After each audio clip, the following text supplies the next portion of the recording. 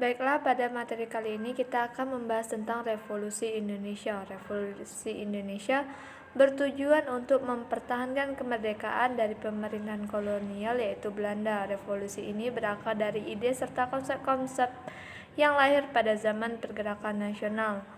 Revolusi Indonesia adalah sebuah konflik bersenjata dan pertentangan diplomasi antara RI yang baru lahir melawan kerajaan Belanda. Di sini bagaimana keadaan Indonesia sebelum revolusi terjadi.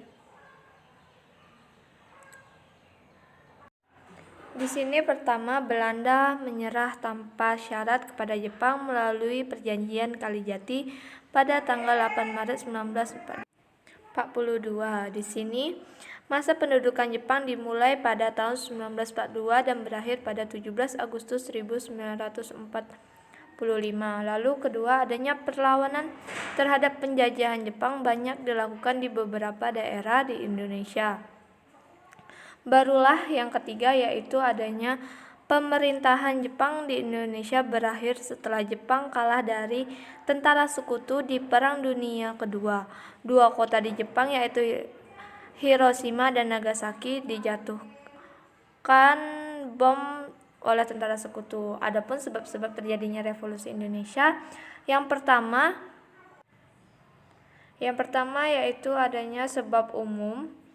Di sini rakyat Indonesia semakin lama semakin miskin, melarat, tertindas dan terkukung. Lalu yang kedua, pertentangan kelas dan kebangsaan makin lama semakin tajam. Lalu yang ketiga, pemerintahan Belanda makin lama semakin reaksioner. Yang keempat, adanya pergerakan nasionalis untuk mendukung kemerdekaan Indonesia dari kerajaan Belanda itu sendiri.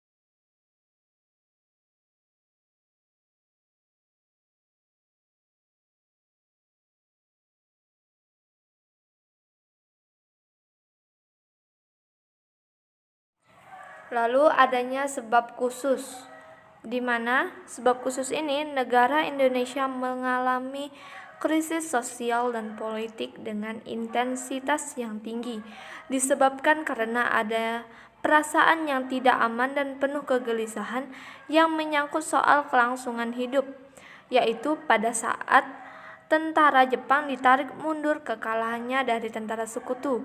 Jepang melepaskan Indonesia dan Indonesia akan diduduki lagi oleh Belanda.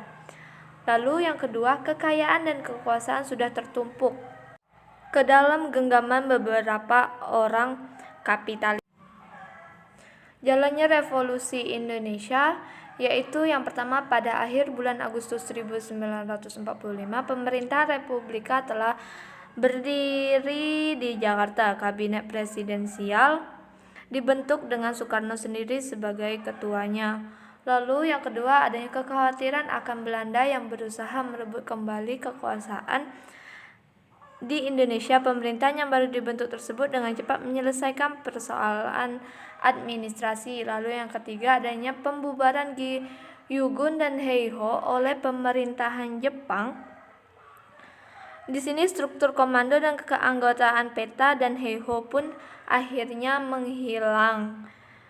Karena itu pasukan Republikan yang mulai tumbuh di bulan September tetapi lebih berupa kelompok-kelompok misi kecil milisi pemuda yang tidak akan terlatih yang biasanya dipimpin oleh seorang pemerintahan karismatik. Lalu Belanda setelah kalah dari Perang Dunia Kedua mengalami kelemahan dan baru bisa mengatur kembali militernya pada awal 1946. Selanjutnya, Di daerah Irian Jaya, para pegawai sipil Belanda kembali ke daerah tersebut dan berusaha menguasai daerah-daerah tersebut. Selanjutnya, Inggris pun ditugaskan untuk mengatur kembali jalannya pemerintahan sipil di Jawa.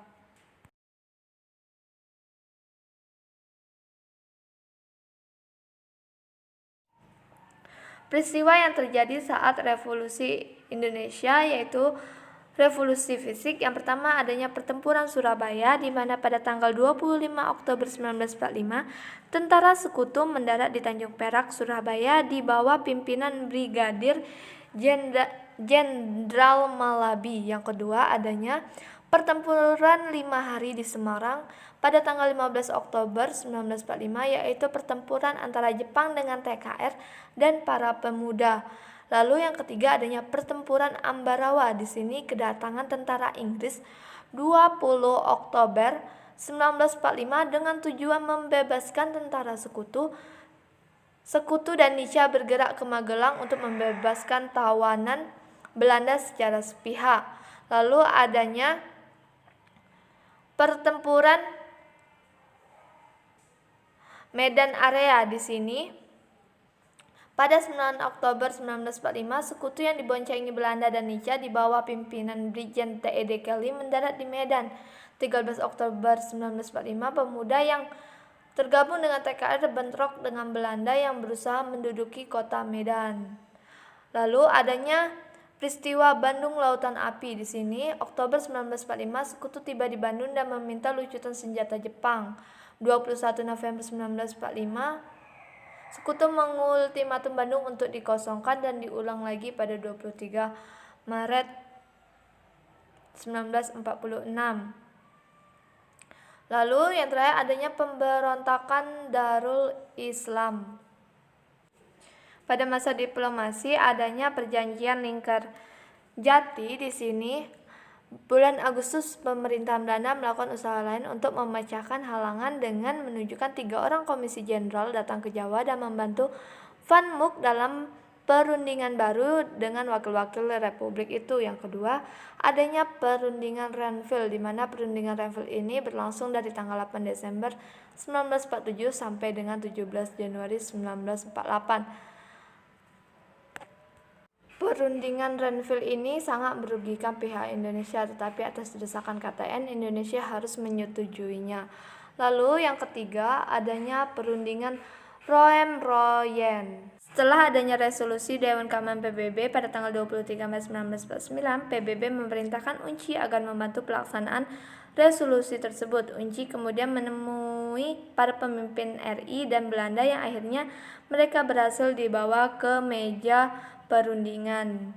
Delegasi Indonesia sendiri diketahui oleh Mr. Muhammad Roem, sedangkan pihak Belanda diketahui oleh Dr. J.H. van Rooyen. Lalu adanya konferensi antar Indonesia, di mana konferensi ini yaitu konferensi meja bundar dan pengakuan kedaulatan. Lalu bagaimana pengaruhnya revolusi Indonesia sendiri?